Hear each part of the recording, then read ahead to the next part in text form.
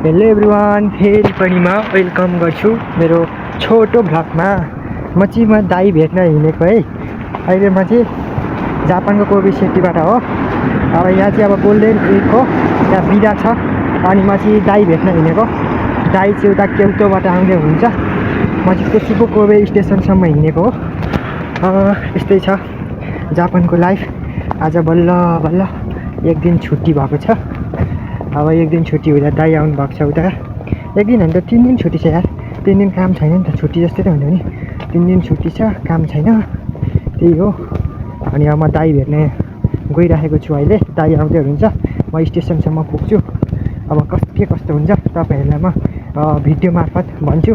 नेपाली मान्छेहरू पनि धेरै छ यहाँ। ठुलो ठुलो बिल्डिङहरू रहेको छ, यता गाडीहरू हिँडिराखेको छन्। पानी परेको अवस्था छ अहिले। त्यस्तै छ जापानमा दुःख गर्न सक्नुपर्छ, राम्रै हुन्छ। काम पाइएन भने रात दिन हुँदैन, काम पाइन्छ बिस्तारै होइन। पानी परेको छ, म चाहिँ एक्लै हिँडिराखेको छु नि त, त्यही कारणले हो। अब म चाहिँ जे पनि शान्त ठाउँ जस्तोमै छु। अब यहाँबाट स्टेसनसम्म जानको लागि 10 मिनट हिँड्नुपर्छ है, किनभने मेरो साइकल छैन क्या। मैले साइकल किनेको छैन, त्यही कारणले हो। अब त्यही भन्न चाहन्छु, म जापान आउने जति पनि सोच गरिराख्नु भएको छ, जापान आउनु होला।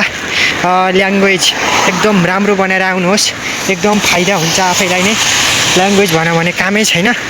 हामी अब नेपालमा हुँदाखेरि पढ्दैनौँ, अनि यहाँ आइसकेपछि मात्र थाहा हुन्छ। मैले पनि त्यस्तै गरेकै हो, त्यही भएर म भन्दैछु यही भिडियो मार्फत। म ठुलो चाहिँ बनेको होइन है, तर मैले नेपालमा हुँदा यान 5 चाहिँ मैले पढेको हो।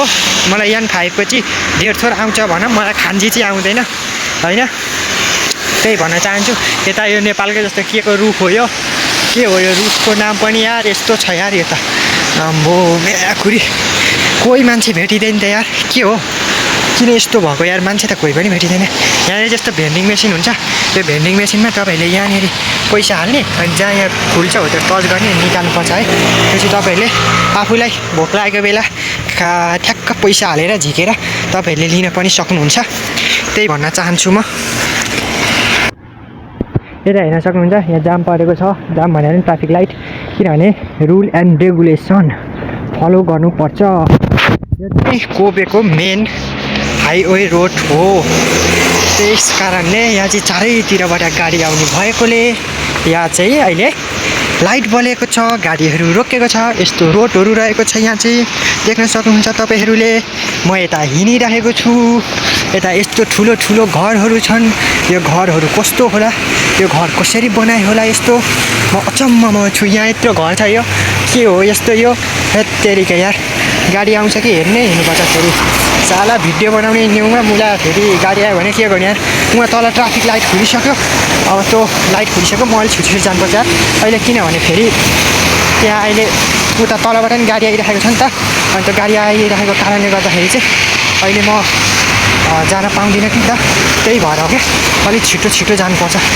हिँडिरहेछ, म पनि यहाँबाट हिँडिरहेको छु। लाइट उता बलेको छ, किनभने अहिले लाइट बलिसकेपछि अहिले लाइट ठुलो भने त जान मिल्दैन नि त। यहाँ चाहिँ रोक्छ क्या, म मान्छे हिँडिरहेको छु होइन, गाडीले रोक्छ क्या, आफैले रोकेर जान दिन्छ। अब यता जानुपर्छ भने चाहिँ अब लाइट बलेको छ, मिल्दैन।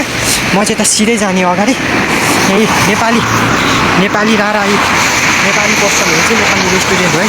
यो नेपाली रेस्टुरेन्ट हो। यहाँ नेपाली रेस्टुरेन्ट पनि धेरै महँगो हुन्छ है, अहिले धेरै महँगै छ। फुलहरू फुल्या छ है यता, यस्तो छ के फुल हो यस्तो, यो धेरै राम्रो छ। ल यति नै भन्छु म।